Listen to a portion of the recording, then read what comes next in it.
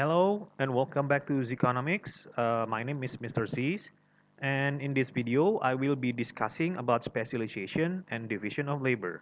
Di dalam video ini saya akan menerangkan tentang specialization serta division of labor. Nah, sebelum kita masuk ke materi specializations, mari kita review sedikit apa yang telah kita pelajari selama ini. Bahwa apa yang kita sudah sadar bahwa sumber daya kita atau resources kita itu terbatas atau limited. The factors of productions itu sangat terbatas. Nah, tetapi ketika factors of production itu bertemu dengan unlimited wants atau keinginan yang tidak terbatas, maka itu menimbulkan apa yang dinamakan dengan economic problem, yang mana pada akhirnya akan menimbulkan kelangkaan. Dan karena kelangkaan inilah kita terpaksa membuat yang namanya pilihan, ya, choice. We need to make a choice between one alternatives over the others. Jadi kita harus membuat pilihan antara satu alternatif dengan alternatif yang lain. Nah, alternatif yang tidak kita pilih itu yang disebut dengan opportunity cost atau biaya peluang. Nah, pertanyaannya adalah bagaimana caranya sih agar kita bisa memanfaatkan atau seefisien mungkin memanfaatkan sumber daya kita yang sangat langka itu agar bisa menghasilkan atau bisa memuaskan keinginan dan kebutuhan kita. Kuncinya adalah specializations, ya. Specialization is actually the best use of our limited resources. Mengapa bisa begitu? Mari kita lihat. Um, Jika saya menyebutkan kata McDonald's, jika saya menyebutkan kata misalnya McDonald's, maka yang akan terbayang di benak kita pertama kali itu adalah burger. Kenapa? Karena itulah yang dibuat oleh McDonald's. Mereka menjual burger. Artinya, McDonald's sudah identik dengan yang namanya burger. Mereka fokus menjual produk makanan, tapi fokus menjual burger. Dalam hal ini adalah burger. Mereka berspesialisasi dalam bidang itu, ya. Kemudian jika kata workers atau pekerja, maka pekerja juga bagaimana cara pekerja berspesialisasi? Mereka bisa berkonsentrasi dalam skill-skill tertentu. Misalnya, jika mereka mengoperasikan crane, kendaraan berat, ya, crane yang bisa mengangkat barang yang sangat berat, nah, maka itu bisa disebut sebagai spesialisasi. Kenapa? Karena tidak semua orang punya skill yang bisa mengoperasikan alat berat seperti crane.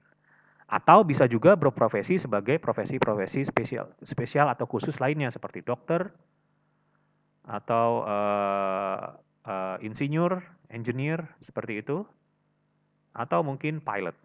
Ya, banyak dari para pekerja yang bisa berkonsentrasi terhadap skill-skill tersebut.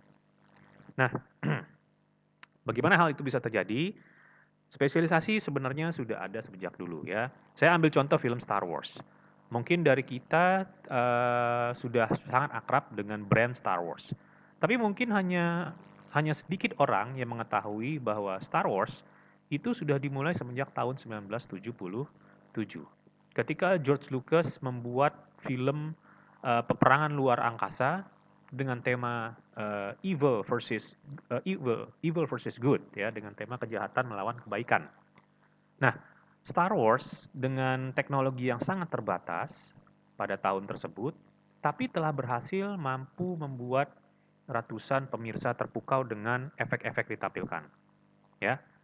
Nah, artinya apa? Artinya Star Wars mampu dengan teknologi yang terbatas mampu membuat sebuah hiburan atau jasa yang bisa memuaskan kebutuhan atau keinginan orang banyak akan hiburan.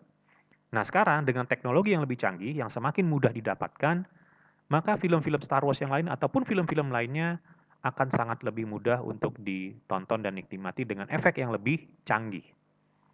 Karenanya, kemudian contoh lainnya adalah mesin pemotong. Contohnya di sini adalah mesin pemotong kertas. Mesin pemotong kertas zaman dulu mungkin sulit untuk untuk diperoleh. Cutting, paper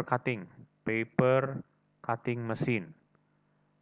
Ini mesin khusus untuk memotong kertas. Jika kamu mempunyai bisnis misalnya kotak makanan, maka kamu tentu harus membuat pola kotaknya terlebih dahulu seperti ini.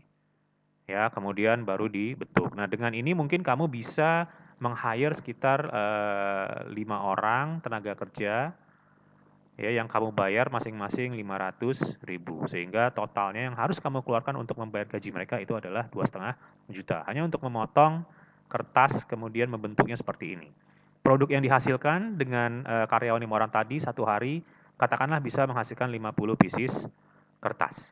Tapi dengan investasi misalnya katakanlah sebesar 10 juta untuk membeli mesin pemotong kertas ini, kamu justru malah bisa menghasilkan satu hari 150 pieces kertas. Berapa tenaga kerja yang dibutuhkan? Satu orang untuk mengoperasikan mesin tersebut. Sudah berapa dana yang kamu hemat? Sudah 2 juta dana yang kamu hemat. Ya, kamu cukup membayar 500.000, kemudian kamu malah sudah bisa menghasilkan lebih banyak kertas, yaitu sebanyak 150 kertas dalam sehari dengan mesin pemotong khusus. Nah, apa artinya ini? Ini artinya adalah specialization itu sudah sangat common. Specialization is very common. Kenapa? Why? Because specialized machinery and technology are now widely available. Ya, di zaman sekarang ini specialization itu sudah sangat gampang, sudah sangat umum ditemukan karena teknologinya sudah banyak tersedia. Termasuk juga mesin-mesin yang khusus ya. Kalau sekarang untuk merakit mobil dengan menggunakan mesin itu sudah cepat. Sepeda motor, mobil itu dengan menggunakan mesin sudah cepat. Tapi kalau zaman dulu masih dengan menggunakan tenaga kerja manusia, maka prosesnya sangat lambat dan outputnya juga sangat sedikit. Kemudian increasing competition means that businesses have to keep cost low. Jadi dengan meningkatnya kompetisi itu artinya bisnis harus bisa menjaga agar biayanya gimana caranya agar tetap rendah. Nah, biaya bisa tetap rendah kalau bisnis berkonsentrasi membuat produk-produk atau menghasilkan produk atau jasa tertentu seperti contohnya McDonald's tadi. Mereka konsentrasi membuat burger ya agar apa namanya bisa menguasai kompetisi. Seandainya McDonald's juga terjun ke dunia seperti misalnya memproduksi cellphone ya atau HP, kemudian memproduksi baju, kemudian memproduksi lain-lainnya, maka kemungkinan sulit bagi McDonald's untuk bisa bertahan. Kenapa? Karena sumber daya yang dibutuhkan makin banyak dan biaya juga otomatis makin tinggi. Nah, itu yang dimaksud dengan business have to keep cost low. Agar apa? Agar bisa bersaing di dalam kompetisi yang kian ketat. Dan kemudian higher living standards can result from being specialized. Ya, standar kehidupan kita yang sekarang kita rasakan ini, ya sudah enak kita ini ya, sudah bisa ada HP, teknologinya sudah canggih segala macam. Itu diakibatkan karena adanya spesialisasi di dalam industri. Ya, jadi ada industri-industri yang berkonsentrasi membuat produk-produk seperti teknologi, seperti Apple misalnya, mereka berkonsentrasi untuk membuat produk-produk atau gadget yang berteknologi tinggi sehingga bisa meningkatkan taraf hidup kita. Nah, seperti itu adalah contoh dari higher living standard. So, specialization again is very common, sangat umum. Nah, ini adalah sebuah case study. This is how Joe Sharma, a carpenter, went about making a table 200 years ago. Jadi 200 tahun yang lalu, si Joe Sharma ini memproduksi sebuah meja semua dilakukan secara manual, ya, secara mandiri. Jadi Joe pergi ke hutan, dia memotong kayu sendiri, kemudian setelah itu dibentuk-bentuk kayunya menjadi bagian-bagian dari meja, kemudian baru masuk ke yang namanya bagian perakitan, ya, atau apa namanya assembles. Kemudian di sini dipolish atau dihaluskan, dikasih warna kayunya atau dicat. Kemudian barulah Joe mengantarkan sendiri dengan menggunakan gerobak untuk dijual kepada toko-toko peralatan. Nah, dengan kondisi manual seperti ini, kurang lebih mungkin 1 minggu atau 1 week, Joe maksimal mampu menghasilkan 1 atau 2 tables. Itu maksimal. Why? Karena semuanya dilakukan serba sendiri, serba manual. Ya, jadi sangat tidak efektif ya kalau prosesnya seperti ini. Nah, 200 tahun kemudian keturunannya Joe sudah mulai melakukan apa yang dinamakan dengan spesialisasi. Ya, dia membeli mesin pemotong khusus kayu misalnya seperti itu. Seperti yang terlihat pada gambar ini, dia membeli mesin khusus pemotong kayu yang bisa malah menghasilkan 20 kayu sekali potong. Nah, setelah dipotong-potong seperti ini, kayu-kayu tersebut langsung dioper atau dialihkan ke bagian assemble atau perakitan. Di sana para tenaga kerja langsung merakit kayu tersebut sehingga menjadi bentuk sebuah meja. Setelah selesai, dioper lagi ke bagian finishing. Nah, di situ meja-meja tadi kemudian dicat serta dihaluskan ya, agar bisa lebih menarik untuk dijual. Nah, setelah itu bekerja sama dengan perusahaan transportasi, meja-meja produksi Joe Sharma kemudian deliver atau diantarkan didistribusikan oleh perusahaan transportasi tersebut kepada pedagang-pedagang furniture atau pedagang-pedagang perabotan. Ya, jadi artinya proses produksinya ini sekarang menjadi lebih simple, tapi outputnya menjadi lebih banyak. Nah, di sini sudah terjadi yang dinamakan dengan specialization, serta division of labor. Ya, kenapa? Karena sudah ada pembagian kerja. Ada orang-orang yang khusus menghandle pemotongan meja, ada orang-orang yang khusus menghandle perakitan meja, kemudian pengecetan serta penghalusan meja dan juga transportasinya. Ya, sudah terlihat specialization-nya serta division of labor-nya. Nah, apa keuntungannya? Keuntungannya yang pertama, workers are trained in one task and specialize in this. This increases efficiency and output. Jadi kalau seorang pekerja itu sudah terlatih di dalam satu tugas, maka harusnya dia akan menjadi sangat spesialis dalam bidang ini, kemudian bisa meningkatkan efisiensi serta outputnya. Nah, permasalahannya adalah ada juga disadvantage-nya atau ketidakuntungannya, yaitu pekerja gampang bosan karena hanya melakukan satu pekerjaan yang sama setiap hari. Justru ini malah bisa membuat efisiensinya turun. Solusinya apa? Solusinya produksi tetap harus berjalan terus. Artinya, para pekerja itu diharuskan mengerjakan proyek yang terus masuk agar mereka bisa bekerja secara efektif dan efisien. Kemudian keuntungan berikutnya adalah less time is wasted moving from one workbench to another. Artinya dalam proses perakitan meja tadi, proses pemindahan barang-barang dari proses produksi sampai barang jadi itu sekarang lebih efisien atau lebih cepat, ya, karena jaraknya berdekatan. Jadi lokasi dalam sebuah pabrik itu biasanya antara bagian satu dengan bagian lainnya sangat berdekatan sehingga memudahkan proses pengantaran barang, ya, agar bisa menjadi lebih cepat. Tapi permasalahannya adalah if one worker is absent and no one else can do the job, production might be stopped. Jadi contohnya seperti yang tadi ini, jika mesin ini dioperasikan oleh satu orang saja, maka ketika dia sakit misalnya, maka tidak ada yang bisa mengoperasikan lagi selain dia. Karenanya solusinya adalah harus ada 2 atau 3 orang yang bisa mengoperasikan mesin tersebut. Jadi jika salah satunya sakit, masih ada yang bisa mengoperasikannya sehingga produksi tidak akan terhenti.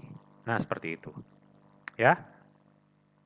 Nah, di sini contoh lainnya saya contohkan adalah mobil, ya. Bagaimana sih produksi sebuah mobil itu sebenarnya? Apakah dilakukan sebuah perusahaan saja atau banyak perusahaan?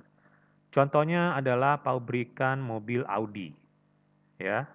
Pabrikan mobil Audi ini memproduksi mobil dengan berbagai komponennya. Tapi tentunya tidak semua komponen diproduksi Audi. Audi misalnya hanya berkonsentrasi pada bodi serta mesin. Tapi untuk ban misalnya diserahkan kepada perusahaan spesialis ban seperti Bridgestone, itu produsen ban yang terkenal. Kemudian Dunlop, ya, kemudian juga Goodyear. Nah, ini adalah produsen-produsen atau pabrik-pabrik ban yang sangat terkenal karena ban-ban yang dihasilkan oleh mereka itu sangat bagus, ya, kualitasnya sangat tinggi. Terus misalnya untuk aksesoris kaca, nah itu juga bisa diproduksi oleh glass manufacturer, ya. Jadi manufacturer. Jadi pabrik pembuat kaca itu juga bisa. Kemudian apalagi misalnya interior dalam, ya, interior jok, kulit segala macam itu bisa diproduksi oleh berbagai interior company, ya, berbeda-beda. Jadi masing-masing dari mobil ini itu diproduksi oleh perusahaan-perusahaan yang berbeda, yang memang mereka hebat di dalam bidangnya masing-masing. Jadi Bridgestone, Dunlop, Goodyear itu memang hebat di dalam produsen ban.